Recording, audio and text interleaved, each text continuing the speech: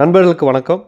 சூலூர் பகுதியில் ஒரு மிகப்பெரிய பரபரப்பு நிலவிட்டு வருது. என்னென்னு பார்த்தீங்கன்னா, கைத்துப்பாக்கி தோட்டாக்களோட 3 பேரை காவல்துறையினர் கைது பண்ணியிருக்கிறாங்க. இதுக்கு காரணம், போன வியாழக்கிழமை சூலூர் அருகே சுகந்தி நகர் பகுதியை சேர்ந்த சுப்பிரமணியத்தின் மனைவி மேரு ஜூலியானா, வயசு 47. இவங்க அந்த பகுதியில் பெட்டிக்கடை வச்சு நடத்திட்டு வந்தாங்க.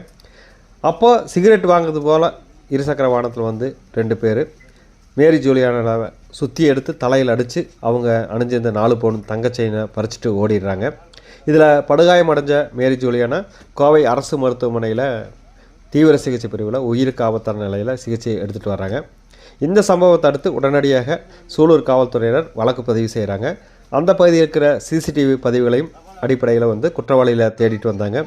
உடனடியாக மாவட்ட கண்காணிப்பாளர் கார்த்திகேயன் அவர் உத்தரவு பேரில் கருந்தம்பட்டி டிஎஸ்பி தங்கராமன் மேற்பார்வையில் சூலூர் இன்ஸ்பெக்டர் செல்வராகன் தலைமையில் தனிப்படைகள் அமைக்கப்பட்டு குற்றவாளிகளை தேடிட்டு வந்தாங்க. தனிப்படையினோட தீவிர விசாரணையில் சூலூர் ராசிவளையம் பகுதியில் ஒரு வீட்டில் வந்து இந்த குற்றவாளிகள் பதுங்கி இருக்கிற தகவல் அறிஞ்சு உடனடியாக போய் அவங்கள கைது பண்ணுறாங்க. அவங்கள கைது பண்ணி விசாரணை செய்யும்போது கரூர் மாவட்டம் மணல்மேடு பகுதியை சேர்ந்த குணசேகரன், வயசு 62. தற்சமயத்தில் வந்து இவர் ஆந்திரா ஹைதராபாத்தில் வந்து வசிட்டு வர்றாரு.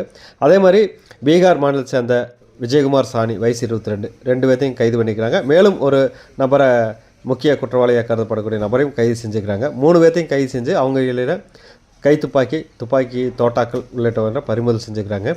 இவங்க வழிப்பறி மட்டும்தான் வந்தாங்களா, இல்லை வேறு ஏதாவது கோவையில் மிகப்பெரிய அசம்பாவித செயல்களை ஈடுபட வந்தாங்களா அப்படிங்கிற மாதிரி காவல்துறையினர் விசாரணை மேற்கொண்டு வர்றாங்க. இந்த சம்பவம் அந்த பகுதியில் ஒரு பெரும் பரபரப்பை ஏற்படுத்தியிருக்கு. நன்றி நண்பர்களே. மீண்டும் ஒரு நல்ல செய்தியோடு உங்களை சந்திக்கிறேன். வணக்கம்.